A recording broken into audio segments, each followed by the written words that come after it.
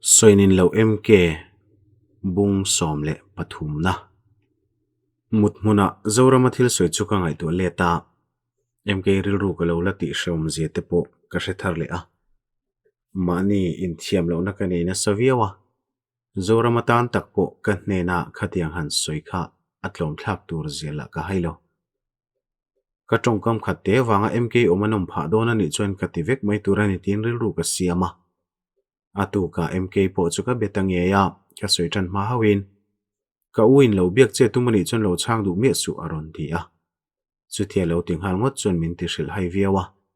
thil dik lo thlengem ni ka ti laina soi chun zom du mangbuk silowa ngaya thazat lo dewa mon sang na lo be thin chem tun na emo tun ma deuh khan ka ti chuan enga tinge alo ti ve ngal thuaya ka chan ma lokin man deuh dila inin nei hlim kha chun be ve zeu zewa poya ti thute alo soya ngai dam lo dila ati le chuan chu zong chu mi lo biak che ka lo ti wata o ni mai ni min khan bazara kanin huwa pasali nei do ni mo lo tia engma thu chiang kan la nei bok si lawa chan po ka chang mu mal du lawa engting lo hriat ve jok ni ati zui ni ani a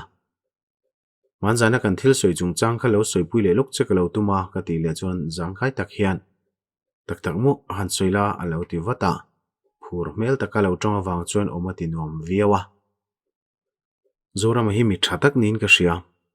mai tak zet bok chen ka hria abula chuan i hlim ka ring ka ti chuan a ngoi wangwanga chuan i rilru na mi lo tro zoi ang reng le in thlashun mel tak hian a ti rewa ka nui deuh haka rilru lamero a thil soi chuan min fan viau mai thung tunma khan ingai zong raw rawa po in ko mai tak zep tri tret nei lawangai daning kimin thil thin kan ni a chuwangin thutlu na eng thile mo kan siam don point kan du dan tur kan in hriat lok sak vek thin ti thei hial khop kan ni tunai ro chuan zep ru ka lo tam ta a kan ril ru put mang te po kan in hriat sak thiam meu to lo chuani na lo we ka hril to che kha thil tha zong zong ka du sak che lom ka pek thei lawang che thil tha eng kim kha dong thei la ka ti bokani ka ti le chuan ka hlim lai a lo hlim ve lo ka hlau mai nia ke chu pasal ka nenga khovel dang hlaka chengang main ka pasal nun ka tro mangai dona konga kanin mu huna po nel takin kanin be thei to lo mai theya tuna ka du duai bula ka soeng te ka soirem to lo wanga phone lo biak fo che poi moi to lo bukanga atong top lam chu a zuiral viawa a trap le ani mai theya angoi zui wangwanga a poi lo ania I hlim po chona thavek mai ka lo ti wata ke chu ka hlim don nu tu ka hlim don ti ka chianga lo ma se ma pui I hlim vengem ini ne na khan I hlim lo ti chu zep du su I mel ka mu khan I mi te tangin ka mu thiam ve ve kania tunai tong ka chu ni soya ma se na kinai hlim le si lo chu ni khong I thlau veu don ania ati a ka hlim em hi naupang le ei zona nget jok nen bul ka tran chho ve me ka hlim lo em min ti mai mai niang ka lo ti ve tlat thunga ni tin hian ka in ngai tu a ka ril ru hi ka thak reng buka kaum dan hi ka in thre thiam lo atira kha chon pasal ka nei chon eng kima thavek mai ang ka ti a aseril ru na deuh hian pasal ka nei san mai cheng em ti ka ngai tu le nu no a e ka ril ru takhi kan pahni chiat na thlen thei tu kha ni bok sia lungai mel tak hian ati a aril ru boy hle ni ti chu hai rual ani lo min ngai tu du reng reng su lim tak le lungdam takin pasal chu ni la ka du sakna zong zong nen ka thla don che nia ka ti chuan ni e ati ve mai buka kanin biak zon hu thleng chuan ka hre om deuh trewa kar to pa chuan palai chuan kalnon le a anin rem ta nga la in nei ni le dar an ruat fel ngal boka kaum dan chu mak ka ti lek lek ani mana khan ka chan toi mo ka ti ya ma se lo la ni haulo pasala han nei don che chuan ka ta ni to lo no po ka chan non on don ni mai hian ka hria a ril ro hliam aron thar le ni hote kamu hil theilawa thil ka ei tui thei der lo mai boka ka ngai tu na om reng loya zuin lama ka truan thunga chuti line ka thian te pani line chanchin milo zot sek reng boka engma ti theini ri lo mk in pasalani filma chu ka line ching fel theilo ani mon sang ai ro chu ka ngai ven renga chet la ka tu memo mk pasal le tur ti boi tum zonga ma la ni chuan atum ni la la chu top ni turani ve ngalang hun kan khoral mai lo mo an ngoi reng dana hen tuman nei ni mai lom ni zo than pui laina bitum ni tin ring chia zowana ti chuan kain seru chewa zeblowa chuan ke tluka he thil hotu hin om reng lo ni tinin tuk tin zantina zo than pui mel ngai mu de ka kham ve ngoi ni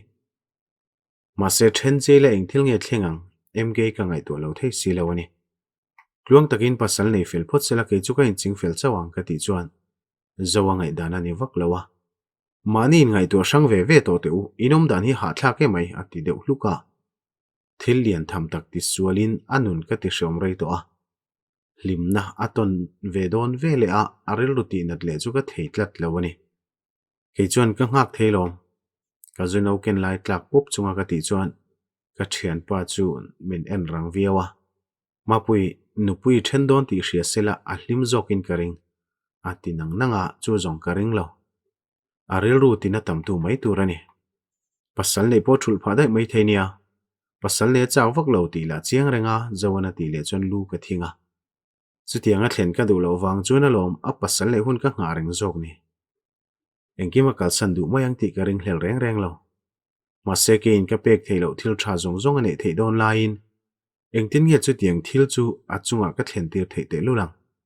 ani nen chona rem treu to si lo ani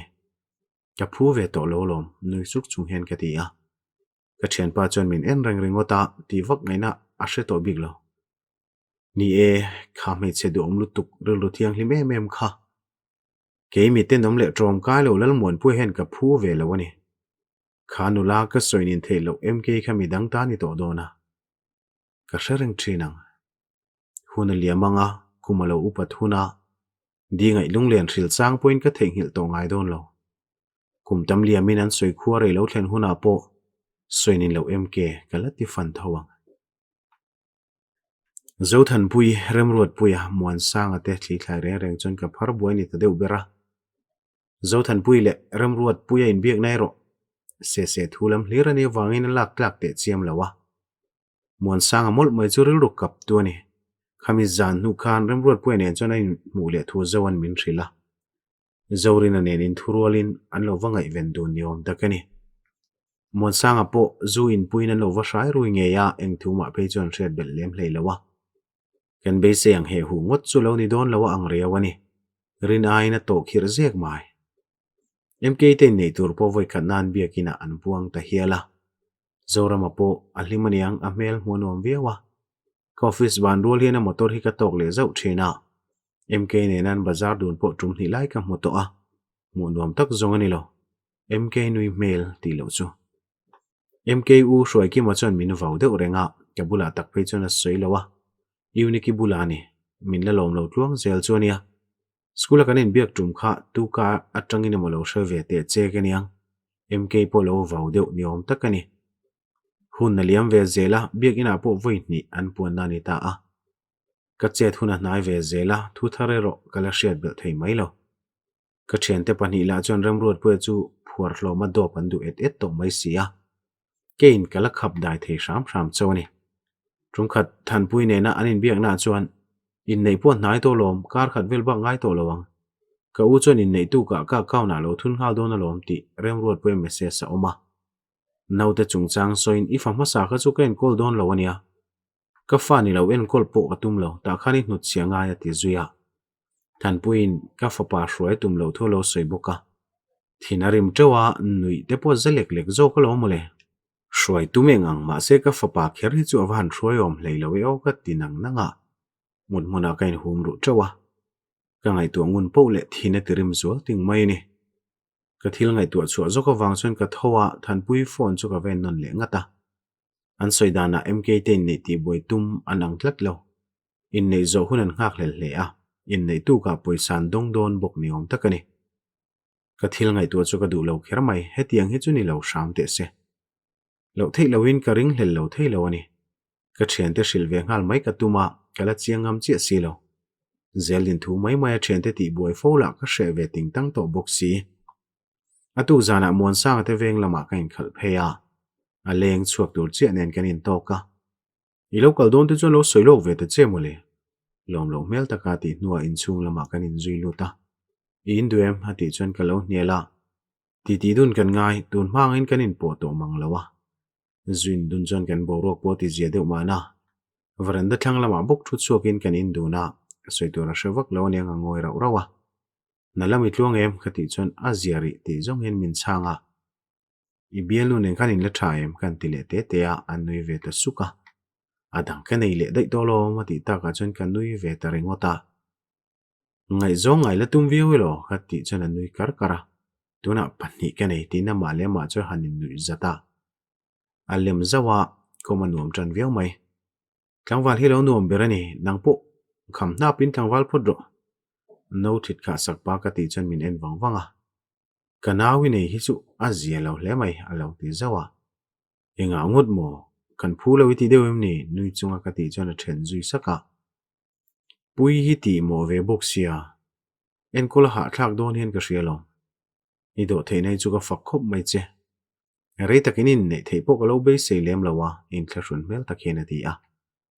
nia ke pok kari nain ka in nei re ya ka lo ti chuan a nui le mai a mi thatak chui lo ni hi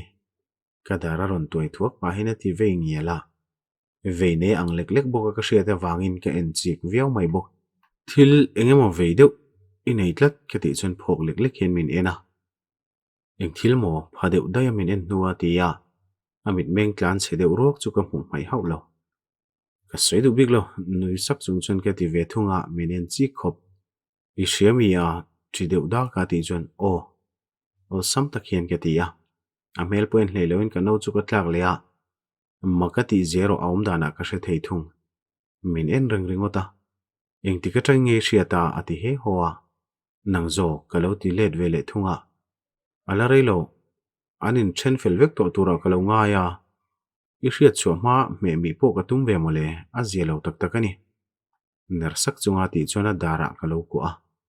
khapa ka khoenge anina om ti min hrilte ka ti rual chan min en rang khop hetianga ol sama kan soiduni ro ka lo be sei lawa ati zetak zetani remrot poite in thakher lo point thil kalkwal dan chu kaman thiam hle to bo a ka vauna sa to lutuk pui zo khinia thiam lo chu ati zuinang nanga keima nge in vo ve ka du lom ka ti mak monia ka lo ti tak ta chon min thril ta thawa ka kalpuyang che tum lo deuh te khan in vain bak kai chiam palange ti ve thunga ka hnial lem lo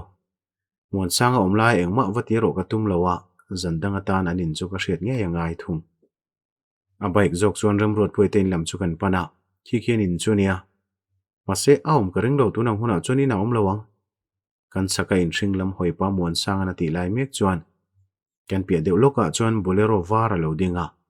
passenger seat atangin remrot puang e mai chu tha tho zet hian lo chuaka keman kan bedon mi ti pa mon sanga chet nga tum uk chu lo vuana ngoite ka ti lai mek chuan remrot pue chuan motor ma kal kualin an panas te pa chuan a pen chho hlak laka chuti rolin driver side kong khar choloin hong ve chi a kami be se nge mai kha lo chuak buka in khai bor chawa zoram lian a lo chuak chuan thin ur ruata nui te po ti zazok hiala lo male soinin lo mk bung somle palina tenom lutuk khati chuak deuh hlaka kain se ru deuh chau boka mon sangan makti mel taka min thlek lai chuan bike nunga tang chuan ka chuk sok soka zoram lian ring deuh tak me ka ti rualin saklam stepa alo chho tur che chulo hoi thla a min mu chu a phok deuin ka hria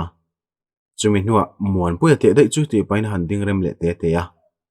eng kho soi se che to loin stepa chuan ka pen chho hlok loka abul ka thlen rolin a beka ka hlek ngal bura a ri deuh sok hian ka hria mai che chuan ti le min nama ruala ka tu thel nge nge a ka che zui le a kor o ma chuan ka tham to ka lo tang ve bok ma se tha min ne mol hek lo le abiang le khabe bora chuan ka nek mol mola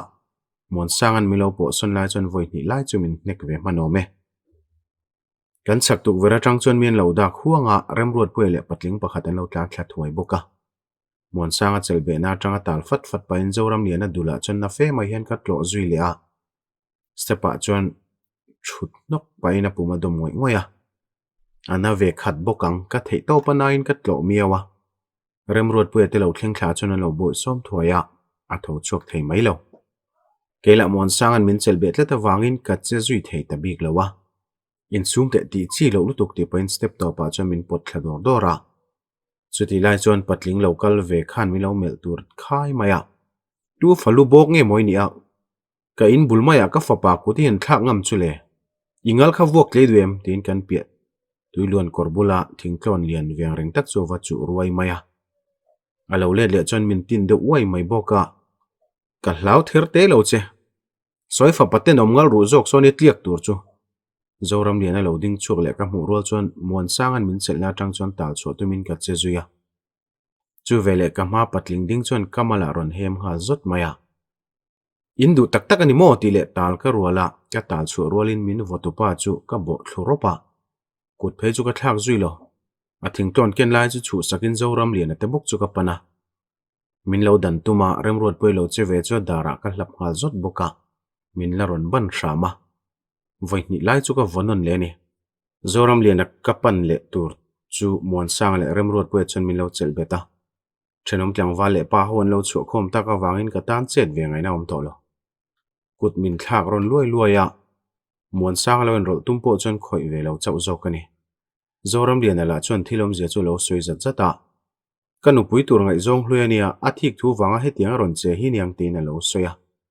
tlangwal then khatin min chui ron loi loi ta ka chon leya kalet hlom tarenga taksa che theilawa ngai tuana ro fim takani thung thinrim nain min tuam sobul bula kadam chunga ka thinrim na so san ber tumalani hial ta veang andu to ka kut min thak zon hu chon ka che thei to lawa ka vai de urwaya ka taksana chu chiang takin ka hria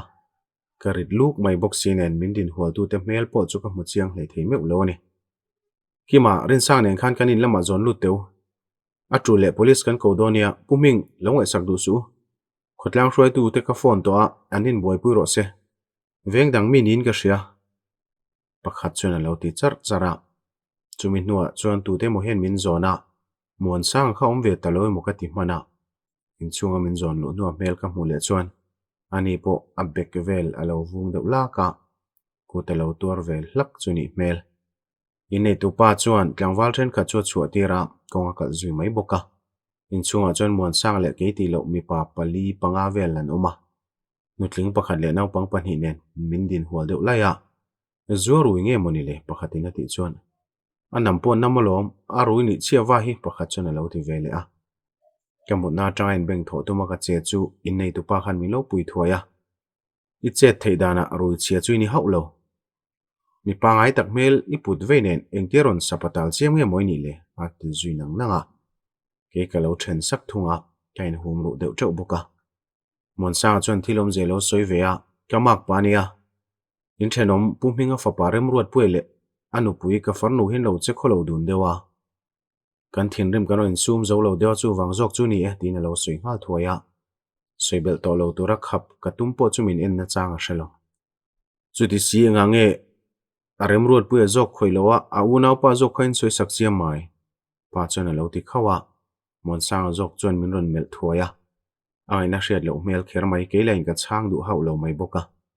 chu ti lai chon kong kan ron ki ka arem ruat pu ya pa le nu pakhatin lo in zui luta anu pu ni nge yang min mu rolin thi fashan hiam min ron mela rum zit main kein ke lo mel let ve boka kha chu kan lo la khoi na tok na nge rem rot pui pa chuna lo ti lut nga luka inei tu pa chu lo in rol vata e hei na thokhat to bokalom an ru so bak ve ni hi puitling jok chon goi san mai chi ni alo ti zung zunga chu ti lai rum fathana ka lo mel si chu min ngai thei lo mel kher mai veng pon lam mi le ngalin ka kot kaya ke le ka chung te kut min thak ngamania veng khat lang walom thadu lo ti hriat reng min ron mel ram ram chung chona ti le a pu ming zurui thil ti ni kha in nei tu pa chona lo ti le thuaya chuti chung chon mi dang hnung lama chona la phun de urenga ala in beng dai thei mai bik lo ni hei pu ming anu pui lei fa parem ruat pu ete ano in chu kha deuh ni om takania he thila he ni fa pa po lo in rol ve ni om takani pakhatina lo ti chon a treu ngal kher mai avazak theilo ve chu tiang te ka fa pa han pu chu le zoram lian anu pui tura thik wang zo kani shep kha kan nawan thilom zia chu soivek tolom khong e chu tiang te dot te soingam kan hlap le jok do nim ni kalamaron kal phero pa ti chuan midang ho chon an lo chel thuaya ke nge yom fe in kalo nui thunga helai hi ka chiar non le don avazak theilo em ve chu tiang te ka fa pa han pu le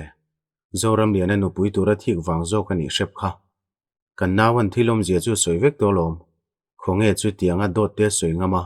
kan hlap le zok donem ni kalamaron kal phei ruak pa ti chuan midang ho chan an lo chel thuaya tikhang ka chiar non chan chin hremayang khotlang hroi tu ten lo thleng zuya nelom fashan lo min zil nuwa ka ming kanu le pa ming le ka dress te lai min hoti ran phalmaya police nei na phur chho jok teu rem ruat puya pa chana lo ti khar khar renga in nei tu pa khana fala biak nuwa ho tu chon min ti ta thowa kan ho tu chu bai ka chuan po har lam deuh hretani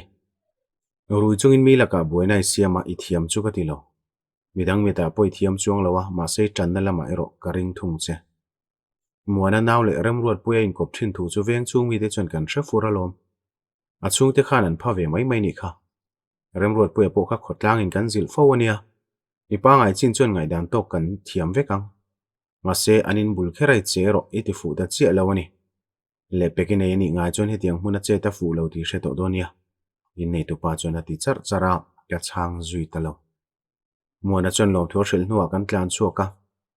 duanga ka che thei talo chu poi ka ti bera ale peka chon hetiang ngot chu kani to hau lawang le mon sang te na tangin zawana motorin min hruai pheya kapem le liam duka te chon dam doi kan bel sen liai luai maya in kan thlen chon wani thlak takin chung ten lo mu to a ka chau ema wangin zo po ka ti ti pui pe meu lawa sofa chon muin min biak na po ka e liam vel mai mai ni muha dam phot mai te nak tu kan soi dun le jok donia ati a min ho santa a ho nu chon ka mu hil thei mai lawa changai tu na ka seng na saviawa kha zoram lian a shep khan heng thil hi lo thlen tir chu ni taksia lo ngoi tak ro se zanin chu a ai te chin na chawalani enge ka ti ve thei chu modon khopalom zinga chuan ka harlok lawa ka fapain ka biang ron chula ka chunga lo lon rol chon ka nak bor chon na ngal ut uta a harlo thei talo ka men chu rol chon chiang tak main ka nuin min lo ena enga ti liai luai ngei mai kha phok zet hian ati a chang hlei lo chon boi chu ka sira mutirin ka ku azuya pindana tanga trizeta zo than pui lo chok chu ka lo mu hal thuaya than pui ka ti rolling kong ka chuak fel man dera I mai chu enga tinge kanui ne lo ti le a ka accident na tin ka changa oilo mel taka anner nuwa I hliam om dana tanga chon accident na ni lawang I veilam beka duka dinglam biang ki a bel kanga I khabe nen I nara him thunga inin suala ni chia kha at ti zuya teulo ka thlulom ti pan nui ka tum chu ka nui thei der lo ka biang choin pot mar tung maya an po ka ang tha thei lo ani ber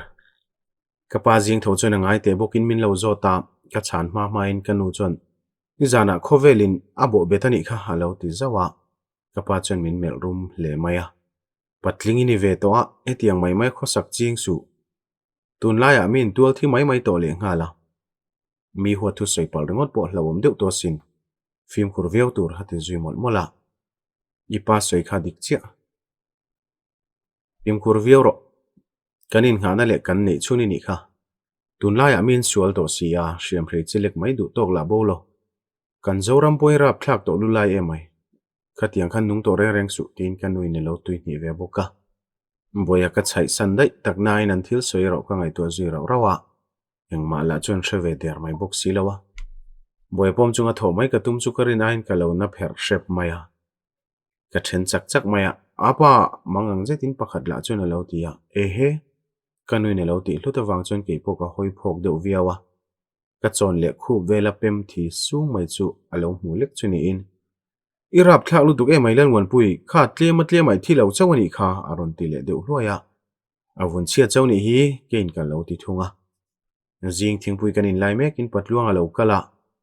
I chanchin ka hriak ka lo kal nghala ni hi enga tinge ni karin ang rengai om lo zat mai le aron tilut vele a eng chanchin monia ka pan lo ti jomiron mel te ya kha iwan liam na sa om ve tin min zota na salem lawe ka ti chon mel nur zet hian min enzuya van moi te ho ka tanga ka lo hriat danin muan kimi te in nei tur ti buai lo tumani zana zoram lianak kutilo vathla kani om khamo azia lo lutuk e mai ma pui patluang ana ti le chuan kanu le pa chuan min en rual thota chu chem ni khang hliam nei na kha chang faka ka paina lo ti chuan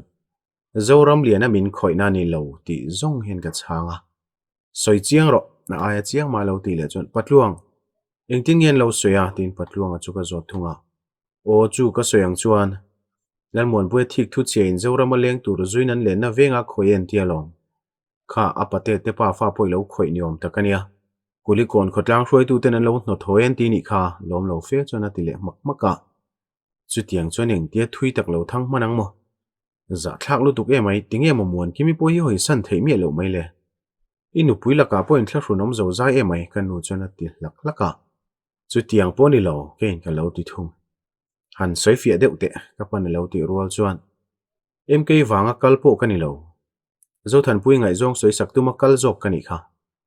kongka zo than pui lo lut mek en pa chuan ka han ti a ni zan ang mai khan ka thin rim le tet tet to muana chang fek foka ka pan lo ti chuan dot ka soi hlei nem ama so zot ro u tunge puma no te pai lai pa po so ka no chu ma en zot ve reng reng te u ka thut na tanga din hloi pa ka ti chuan zo than pui chu hlau thon mel zet hian lo dinga minen kar mai boka enge in thil soi om zia hi kanu ne lo ti le hluaya zo than pui hian ngai zong ane ya chu pa fa chu tu na hin a pai mek bok ati ra tang khana ngai zong nen in thu rolin min lo bum renga mk nen min in then tirin ka hne na a cheng zuya chu tianga lo ti tir tu chu zoram lian a bok so ni se chil deuh rap rap chunga ka ti lai chuan patluanga hoin phok zet hian min en hloma soi mai chu ka du tok tlat lo tunai chuak don nge ka hnuk chuak don che vin taka ka ti le ta ka chuan a cherang khop pindan lama tlan lu mai tum chu tuna chuak ro ka ti le tuara ain hera kong khara chuan a tlan chuak lok loka ka pa meu pon min dan buai tum lo ka ti tu dik tak ka ti ni ma na rei poliam main mon sang nuin min lo bia a enge thilom zia ni a por fe mai hen aron ti a thilom zia chui fanu kha zot ro do ta soyem ti chen du jani fa pa hai zot le bok donia ti le phone da karwala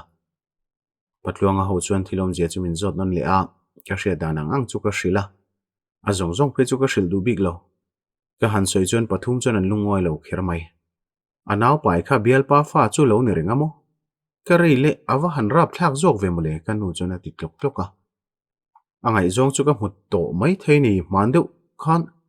kain khom kal tur ka tarmit ka thei hi la ka let le trumin kan veranda son tlang wala nau pang deuh tak he lo ding min mu ve le khana kal son ve nula rup ruwe mo ka ting hiang hiya kha te po kha lo ni lo mo ka pa chen lo ti char chara kan hret lo lai na lo kal fawang chu kein ka lo ti hluka zan rei dona mon sang nu chon ka pa jok lo bele a ka pa oki vi na tang chon anin be thate chiam lo te hria theya a pasalina du angin tiro se in rol boy ka tum to lo adu lo chung nor luin kanin nei tira a mei chia jok in karinom lo sane te ti ni ka pana ti lai chon ka lo ki suka kanuero athutum ba renga boipui hi ka khoi e mai a chuata boipui a tois khalai enin kanu chona lo ti chuak lola enga nge mo khoi ngot ni zo than pui ang me se tenom lutuk en kol na hnuaya seilian ngai lo tur chu alom om muzok ngo talo male khonga yangai reng reng lo anu tel lo in ka fa pa hi tlei lutuk aum lai pon en kol tu berani chuang hlei nem nuama mo mi lo ka ti chang bola phok lek le ka kanuin min an chuan chu tiang ngotani big lo wa hri se lo book si a nu le pa kar le wa seilian tur hi ka laina tani hati a chu zong ril ru hana turom lo ka ti ve tlat ka fa pa hi ke ma chau point en kol ka zuam ve chiang ema than pui nu chuan eng tiang in nge in ron chuati ra in ron ma ti nem ni ti ni chu ka paina ti chuan mak chiatin kan ma tro kan lo ti deuh hluka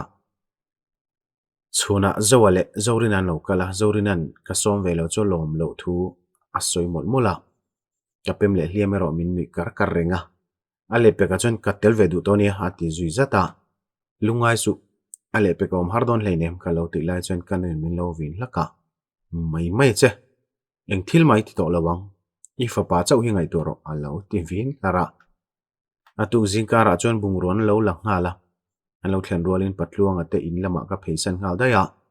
eng tin ngen kho sak zui chu ka ngai ven pe to lo patluang ate na kom lai chuan nuwani ron lut ve hlola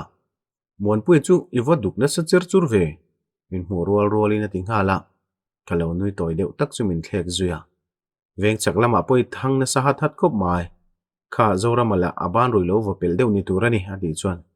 oi lo zetin kanuya chu tunge ti ya dam thlapa ka zo chuan veng chak nu ho mole tin min changa zoram lian a chuan eng tin tak nge mo min lo soi zui aban vuak pel mo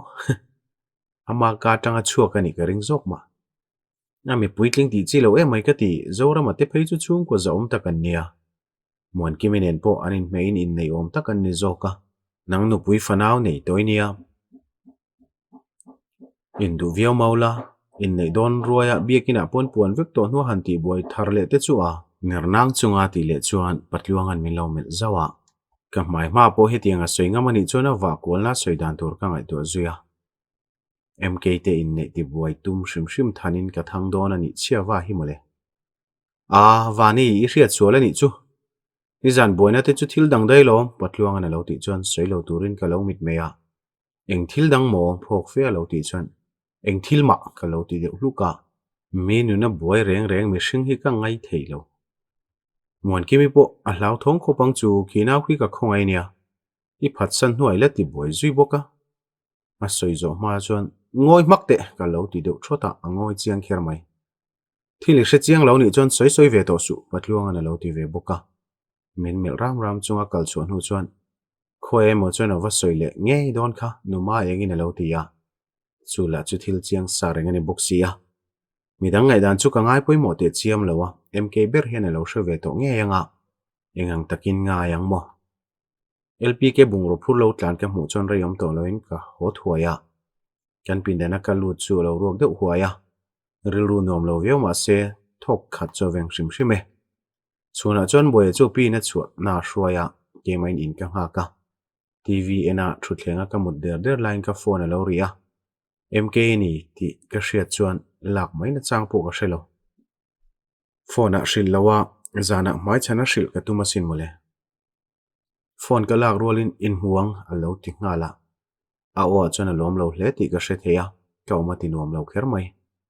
zana mo ka lo ti chuan tuna unikite na ka lo hang che ti le phone da chu rola a zelo hle mai zoram lianan enge mo chu lo soi man to ni nge yang poilo engkim ka hrilanga chuti chunga min mo chiat a anei du ta trala ni le ama thu ni se ke chon nei lo turin ka ti nge yang ka in siam zui mol mola ka hliam vel wang chon thom no hak po har kher maya ke korbul han hak top la ka ke lama bel kang na samai boxia MK po chon mak min ti lu tukang ka chua don trepa I motorin local su ti min lo thona midang in min lo mo hlawani nge yang ka lom lo don mai ka ti zoram lian a tran jok tlatin ka hrele ngala ka kalchak theilo wangin ka thleng har phiana ka va thlen chon an lo re thria pa pindan laman omani karina wangin kongka chuka han kik thale te a lo lu dro ti pai niu ni ki lo chuaka ivan rei ve ka pindana om valu dro min thlek kol dan paina ti ya ka mai bor vela mu chuan min nui tat a tong le mai nui su pi le kalpel ka rola pa rem hle mai anti zui shama soinin lo MK bung som le pangana pindana ka lu rolin thlang lam tuk ver bula ding chu ka hmuwa ka thoma hriat vele lo hoi ve wat buka kein hau in ring sa le in soi thiam tum takin ka lo ma chon ve thunga rel rui van ti shom thei tak thok la hak chunga ka lampanin min ron en chianga an razui nak chu kein ka lo nui thunga inu pui thena ni mo tin min zot let khawa ka zep lo nakin lo ka hrele vek don thowa alo hre sa to zong mai the enga tinge meidon mel takhena ti zoi raya atrap lek bok zoram lian a hi nei su kein kal lo ti mak thunga chuwang chona mi heng thil hi ti ati chuan a thil soi chu ka ti chan tak ni lo ma se o tin ka chang ta thowa ma pui hei wang hin ania tir khan ka zo che nei roi ti sia enga tinge tu na hi ting he ni ti le sia kan mol pho zual zel sin ka khongai kher mai tuna tak hian ko vong ka chak le bok relo te ka lo ko lok che ka ti chen men deuh pur chung hen min ena tra chiam mai chak ti po ka hria ka kut ka pharwalin I ha thlak e mai ti pain min lo kwa ke po chen nget je thien ka lo pum vong an khoina viau che em tin min zota zoram le na khana zo kang ka lo ti maya anavak lo niang jingkara ronin report thailom nang ma hian chil ron chen tia min ti hlau thong man nu tuk ti pain ka biang chu thlek le te a kalaka thin rim mi lo anga chu ka be sei lo lam dai ni min huat viau ka lo renga sin ka ti chuan holu tuk che ti le ka dara min bena rual loya kan nui lo thailo enge ngai tu a nei sui ti wangot te zora mai sui sak wang rengo ten thule mai chi ni to le nem nang la chuan nu pui lo then thota kareloi ti ha lu tuk engte ngei tu ma ka dara bok chen ron beng le a I be se yang khan ka ngot thei le nem nurze ta min ene lai chuan mit tui lo luanga enge ka ti ka ngai tu man lo ka shele masak ber chu muya ka fop ti ni min chang lowa min nam son bok hek lo kain lak shan le nu chana mi ta ching tlata thil thil tur che ka ne ya ka ti chana ron menga min zo po tum chuang lo thu te tin khuma chen ka pot thu thale a chuta minon ena inu pui kha ko le ro e tiang hi chon kanom thei lo wania ati zuya ka lo nui min hu chana lom lo mel kher mai ma pui thok lak de pa chuan an ti a longoi ri ro ka soidon ka ti ta ka chon tu mak chung hen min ena adu kher mai zoraman hian delia inin mutro tin ka zot masate te a o kanom na bullo kanom velo menga tinge yom ma khan hela ma char sia nui chunga ka lo ti chuan a hria thiam lo mel viawa engkim hi bula tangin alo ro man vekani hi nangnen kanin then theinan zo than puya mang tang kaya chumi nuwa nanga zui ta che a nui hak chunga ka ti le chun engei thil soyom zia chu ati vele a thil thlen dan le ka hria chu dan zong zong chu ka hril ta veka pasal nei su ka ti don lo che a ma se ni kher hi chu nei suang che I zom le zom lo roi thu ni sela ilaka ka du sak nai ro danglam chuang lawang akut mer vong pa ka ti chona in pedu chawa amit tui chu luang zung boka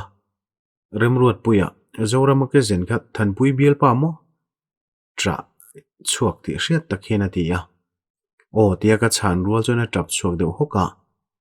ka oma kwa betin ka pum vonga min ngai dam te ma pui mi zong in kan thiam lo che a ma se ke ma wangin lo tur char zo kan hi ka oma mai phu min thokala le hak thina chu tiang ani hleinem engkim ka thiam lo lom ka phim khu lo wang le ka chet kho lo wang chau zo kan ka ti a ke ma wang alom zora ma khana takin ka hnola kan pani la ka rel ru chia put chan khani alom ati vetlat thunga ka u hne na ka soenga in ne chu kan thul mayang in sut fai chunga ti chon ka lainat kher mai ama alain thiam lo zui boxia zora ma chon mk ne atum wanga kha thil khati po lo ne ngang ma se ka thiam lo ni na la bo chuang lo than pui kha ka chet chul pui miawa engkim bul chu ke ma tho kani ka thiam lo hul hual bok zana chon phone in kanin be zui le a zora ma chon u shoi bula zan ma salama kanin sual dan te shil niom ta kani shoi chu lo thinur khopa chu wangin engkim ka shil ve vek mai don ani atin mi lo zota apoilo thai ti dan in ti top ro ka lo ti a mudona kanin bele a kanu po ka shila alungoi lo khop mai mase ka u chon voi ni la in nei thul chu za thla ka tia zora ma po kan bianga ain siam tha ve thei lu tu ka nga tia in nei thul kher chu tu la ti lawa engtinge kan tiang ti mi lo zota ka sa de pup ni ber hian ka sia ka thin rima ka lom lo veo bok mk nei chi nin ka hre to lo ka ti chuan a tho deuh haka nei ka du lo engemoti dan tur ngai tu te lo ti ve ngal wata karil ru chu boy kher mai I u chu ka lo biang ka ti line bia ka fu don mi ala kho deuh chele ngala zora mala hina tlon thiam bok sia lo ti a bia ve shim ro thain ka sia kein kanu ka lo bethunga nga usanga chu u hruai thu ni maya u hruai ber hi rilu hne ngai ani maya ti a hruai nen hi chon tun ma pon kanin po shan lawa sanga nen thung chuan in rol pui tet lai point kom ve zau thin kan ni a kanin ngai na veang reng atlang valtira tanga delia omwangin kanin po zui talo mai poni zana rei deuh to wangin atuk lama ka biak tu thu ka hrila chumi hnuwa eng mote soin rei zet chukanin belea karil ru hi nuam lo ka pa chula damsela ni chuan ka du dana hom turin min ti mai dona sin nang po ngai na thin em che kha ti chuan karil ru buai nak maya heng thil ka soi pui chan hi nei let le ka tum wangani lawa keimang bokin zoram lian a hian a phu lawa eril ru cheta ka pu vei bok nen atan mk hi ka phal lo ani ber nakina ati shom du mai lawang ti po hria thau lo shroya chuan in siam that thei ring ang ma sela ke ro chuan karin zong ani ve hau lo thung kanin mang tha fel nuwa ke po kamuwa zinga chuan ma taka kanuin mi lo kai thawa lo thote shroya lo kala biak che dunia ati chuan ka tho chuak rang kher mai sitting room ka chu pheilai chuan karon kal malu tuk deu ni mo halo ti deu supa nizan kameng rei deu lo male ka lo ti thave maya kain phi fai nuwa sitting room a chuan ka thu phei ve a kanuin thingpui mi lo thlit ngal thuaya engei ana in hliam na em min thlek zau pa hina tia choi ti tui tham lek lo ka lo ti maya ka azelo hle mai ilungoi lo na po om ka ti pui khop mai chia zoram lian a po ka wa hau shep to kha thingpui lem pa chona tia keima thiam lo zok te poni lom ka lo ti ve thuaya mateila chon in nei thul mai rota zoram lian a lain ngai dam min dil cham chia athil soidan chon omzia nei re hwen ka hretlat peka chu in thiam lo na changte lo hriani mo nuisuk chung chuan ka ti a shroya in lami tak lu tu po chu ka ngai theite chiam bik chuang lawa atong ka ma hena rel ru hi hriat ma to a ma se mk bula ka lo soi puyang ka ti wangero chuan ka in sum ve viau thung pe hello dewin ka soi mai nga hei hriatangin mk hi mual pho na sa to a tuna in nei kan thul le ni chuan chung ko thlengin kan hming che tonga kan tan thil za thlak takani to ang zorama berin ngai dam min dil ruai boka hetiang ko pa in sirani chuan ati sual non le karing to lawa a soi lai mek chuan ka lo pot chata i chiang me mo ka lo ti zawa karing ngamalom in chhina tak takaneya kanau pona hnial bik lawang athu shemin i boi puina sa sia zorama nen lo in nei theilo sela engei rilu niang o ka lo ti dewa nangle zorama te ka ngai dan cheu hi ini nang renga bum tu ve ve nia i bum dane ro kha chu top khok ema kan thu ta khania tun tumero thul le po kan ta na za thlak zo zai to a kan nawi zonga van doi dewani hi okit niam de ru chuna thi a zoram lian chu ke ai choni la da sang de zo kan i mail chu a ner sak chunga ka ti chuan kalama lo hoya heng thil bul tum tui chu nang ma ber hi ni zo ka mona mana khan lo ti so lo la voina hi chuan kamak pai ni tong chu a lo ti khawa channan tura wang ang reng khop mai in chirin ngai dam dil ve ta chela ngeyom chu chuan ka ti ta shama kanuin chauka ta min lo mel room po chu ka hmulo der maka shwai nui suk chu ka en reng thunga chu tiangai tia kan lo ngai dam che ni chuan kan chung ko tan thil za thlak ta ka ni do ni chu ati le khera ka in sum theina min phe sak thelani in chung ko za na thlen chu ka du hleinem a se thil pakhat zoram lian a hian lo bum ve ta che sela i farnu nu ni ti chevek theiti isiem mk tan po thatok ka in tilawa in ta lu le tum na po ka nei chuang lo keima chon hlau thon turi nei lo ti na ni ber chu zoram lian a zok in engela thlenang cheu tia hian hlau thong zok ro mk la ka thil thalo ti ni chon ke en liam mai mai lawang chuan nang po mk du lo chungin nor lui ni chon ka chhuwa bik lawang che ka thil soi chon ati lom lo hle ti alang renga ka farnu chon ka thua o yang min la nial ngai hau hlei ne ma ti chon ka lo bung hata i thua o ya ni chon a tha ma se oi du lawai ti lu ya ni chon ka soi sa she pang che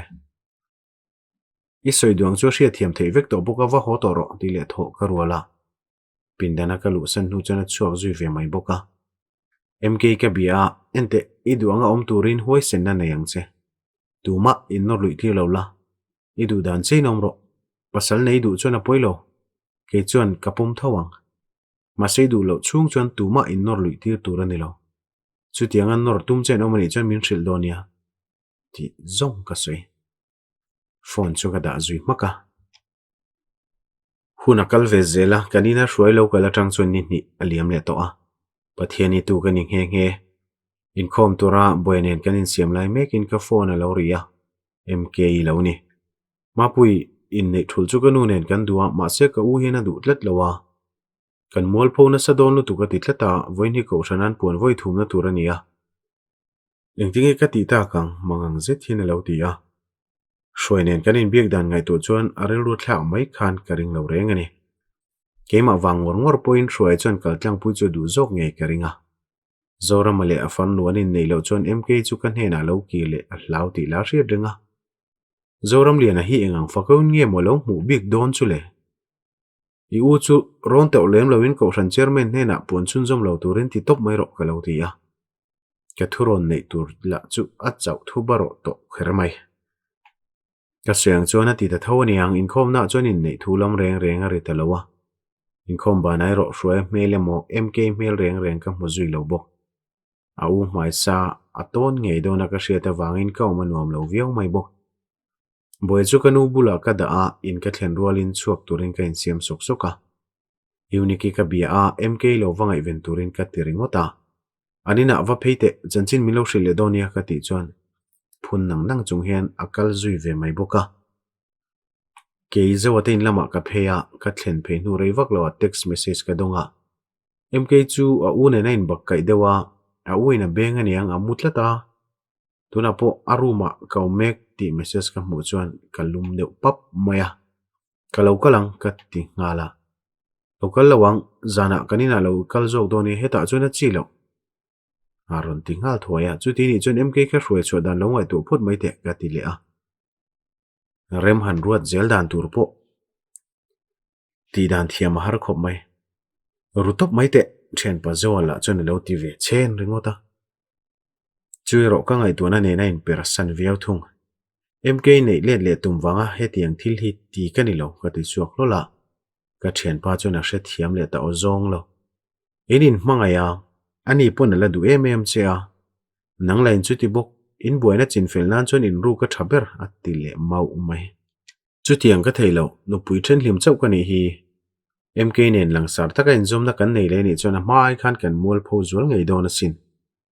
ki chu kai ngai tu lo ka ngai tu jok chu ama mk bok ani ka ti a thiana in sit mai ni ka tuna chuan dal tuin nei to lo kal tlang pui top ro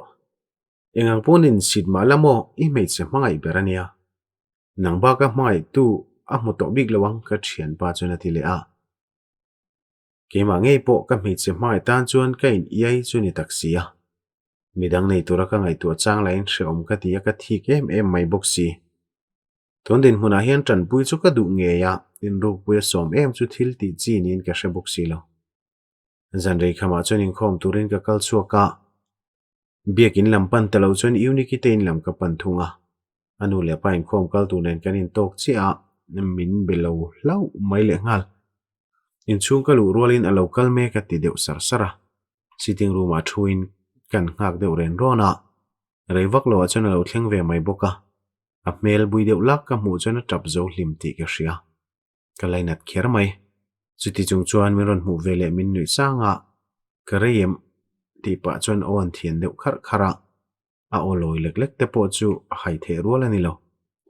pindan lama kanin zui luta a fala kanom vele chuan kanin ku vong phota kaman reidon lo nia biagina kawin min mu lo chuan min ring hlel nga lang ka oma be chung in atia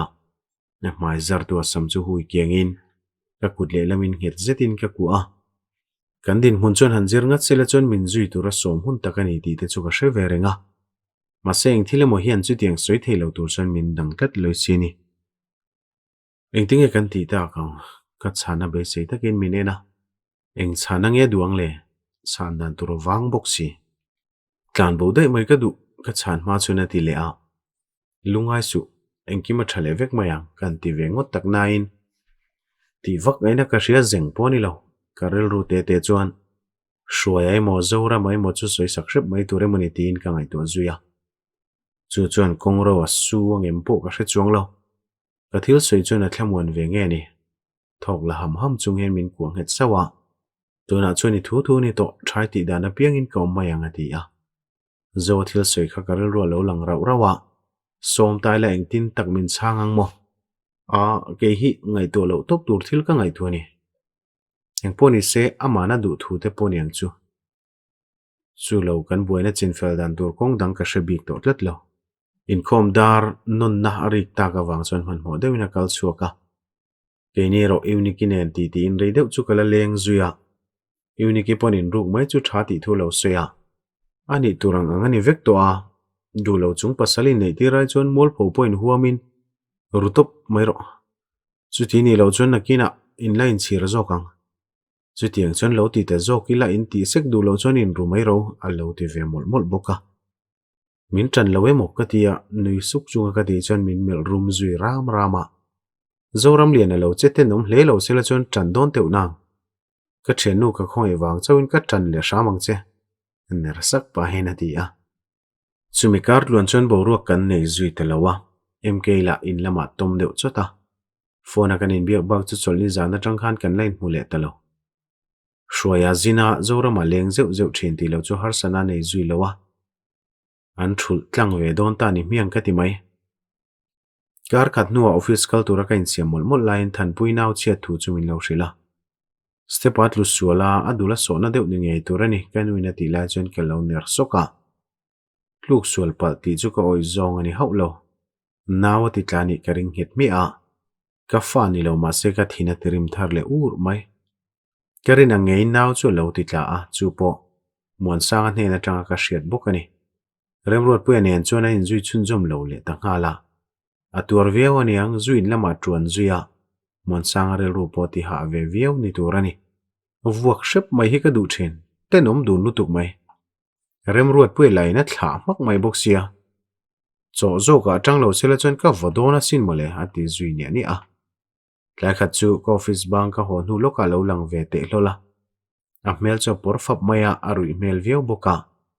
engti turin ngei lo kala nelom lo fe a ka ti chuan boya ka ngaya kalo mulok dona ti a in thlashung mel phei chu pulem lo boya tin ka fapa chu au zuya ka fapa la chon thutlenga thuin tv en tui ngang maya anu ko na la cho shemap lo le ngal angai ve lo cheniang wa hole zok mero kalo ti lai mek chuan kimin kalpelin boy thut na lam cho pana ka fapa la chon tv en chi chu thlek dau dawa anui na biak po chu chang mu mal meulo a be se anga motalo chon ner zui nang nanga chu ti chung chon min la mel rum ve kha kha le ngala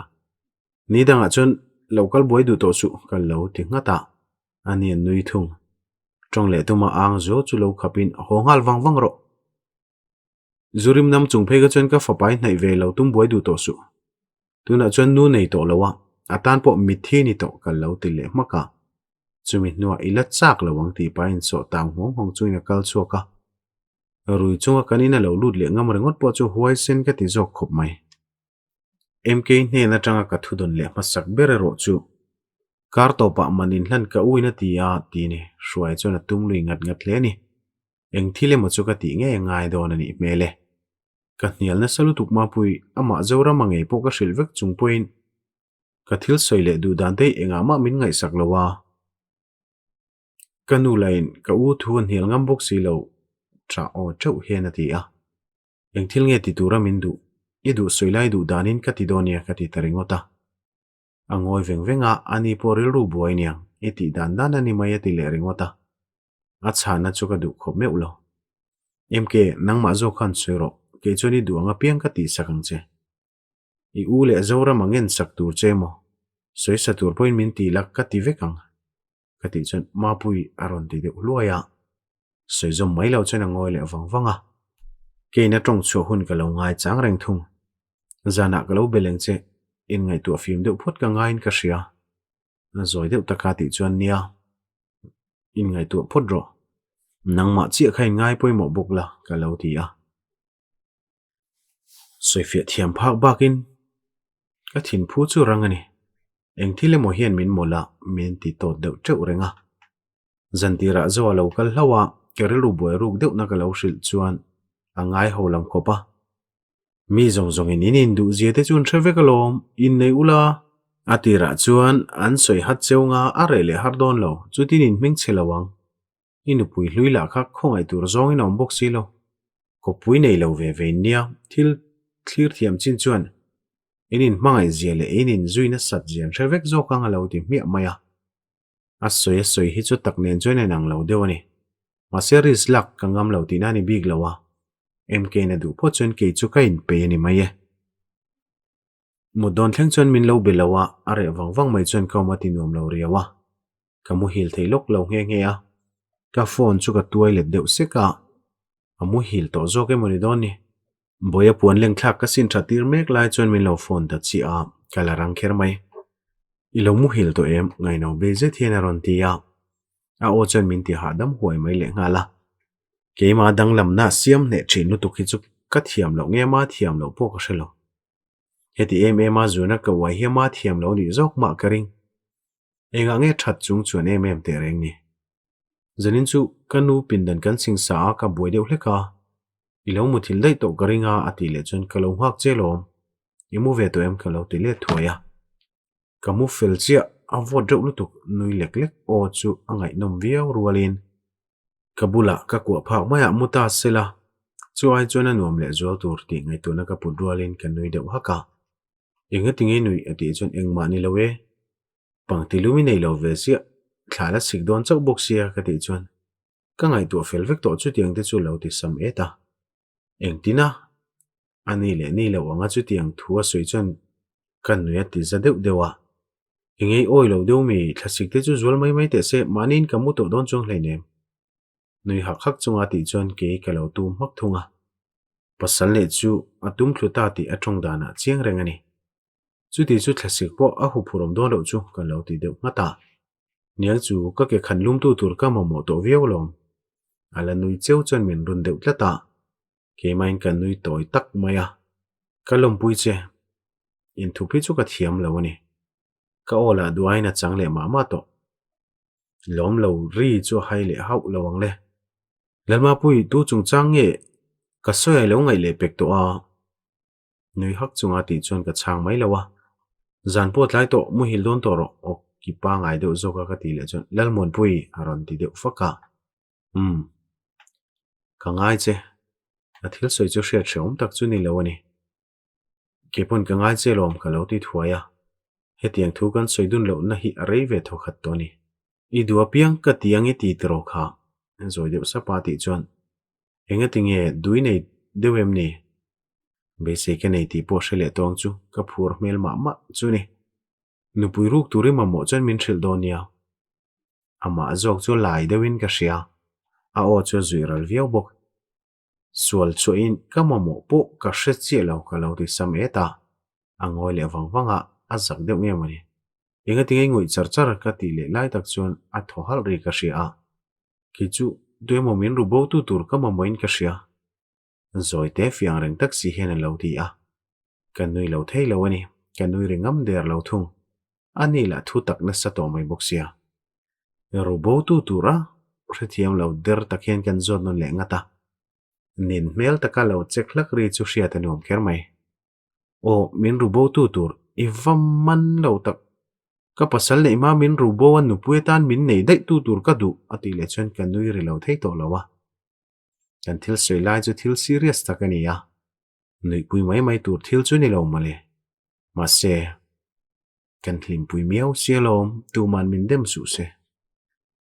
soinin lo mk bung som le paruk na aziak tu bunga he chon bung som pasari na turania manjana nizan le zan masa a bung khat kan pot then ru to a chawang chuan anexa po bung ka lo soi sual point khalai skip o ma khain lo hrethiam donia ro soi sual la tham vak pom to loin ka hria som pakwat thlenganin ka hretla themit bung hi he thon thu hi thave zelmayang chu thotan jana kan zawanga chuti ro chuan thole zana story thar a fresh kan tran le ngal thei tur ngai la pathian zara kan dam zel tur ngai la thon thu pahni da kop chho deuh char kan an tumanga engema chen chu theilo chin te po kan nei anga thei chin chu nga channel thar lampang deuh hlek te ni boka thei chin china pahnia han thuai chho kha kan tuma ti lian hi kin ringot zel heaven buai thak tin em bung som le paruk na chapter som pasari na zan re la ni lawa tuna takhina mel ka mu chak ve a kasira tuita ka mu hil mek ka fapa chu pon ka sin thatir te te a ka kut le lamin ka phone chu kalangai thareng boka a phun zui ni ani te chon min ti lungoi hi a thil moi le moi lo thlu thei po ka ni to lo karil ruwa po khalang phato lo reng renga a han tong cho ve ta ka chon saruak lein hong sa an tiang hi kani taberin ka ria kalau kol don lo chok lok la ka ti chon enga arhon ti te hluaya school bula hang kalong hang che ti le khuma tanga tho ka rola na ma pui zan ina te chon ka in ring hlei ne ma ti chon kan nui vara lo chu ro kalau kalania ka tham no lumin bel mol pa in ka ti le a iti tak takilo naktu zana te ti talla aron dia ka chang thadu to lowa kalau chu ka nia ti le phone da ka rola pon lam chu re thato kher mai motor tlan zeu ti lo chu mi veivak mu turanom lowa zan borok chu thiangin van lama arsia pe un mai boka classic cover lam lek nen zanin zet chu borok ka nomin engkim ma moi zuale mati mai turani school bul ka thlen chuan gate bul step a thuin kalau nga ka phone eng zak ka mu rol chuan nui sak chunghen ka changa lalma pui thian ka lo kol tup don ania ka zui hong hal don lo chenia alaron ti rama ka ngak reng to chenia avot book si lo kol vote nui kar chunga ka ti le chon tho ka halla hama ifa buai phili reu tak ka lo kal tin phone chu da a school atangin anin chu hla hran lowa alo lang ve ngal thuai mai boka kalampana lo pen phei ka mu rolin ka thutna tang chon ka lo tho thuaya gate bula ka ding min mu chon lo pen chak sawa mut kor pan te chunga korlum fuala ha a vathlep bun boka min mu rol chon an nui sanga alai dewe mani ka in siam lo ni o an tiringota abana vonin gate bu thiam lai chon ka potlu thuaya stepa chon pot thuin eng khosei set lewin kan fop ngal mi maya min nar big lo zan re tak thla eng dul roi noya chuan tu tho fashan hian kanin ke dun miela lunga oi kher mai